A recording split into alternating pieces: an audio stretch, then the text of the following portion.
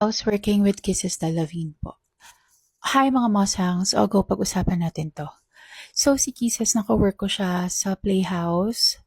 Ang bida ron, si Angelica Panginiban at si Sandro Marudo. 2019, ang love team pa niya that time is si Donnie Pangilinan. Si Kisses, napaka-sweetheart niya. Pabebe siya, ganon. Hindi ko in-expect nga dun sa age niya that time. Alam ko parang 19 ata siya nung time na yun. Hindi ko in-expect na ganyan yung age niya kasi akala ko batang-bata pa talaga siya kasi yung kilos niya talaga para siyang bata. Mabait siya, super bait niya.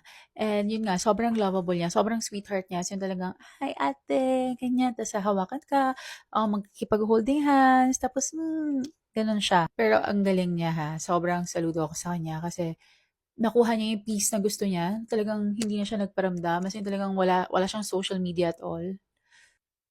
Ang galing nun kasi alam mo yun, andun siya sa peak ng career niya, ang dami niyang fans. Tapos biglang wala, gusto lang niya siguro ng katahimikan talaga at pinili niya yung buhay na gusto niya. Nakakatuwa kasi she's very brave para magawa niya yung bagay na yun. And saludo ako sa kanya kasi as someone na nasa ibang bansa rin like me, nasa Canada, hindi madali na parang in a snap, iwan mo na lang yung buhay mo na meron ka sa Pilipinas, lalo siya, sikat siya. So again, this is Ingrid at kung meron kayong mga questions, just comment it down below.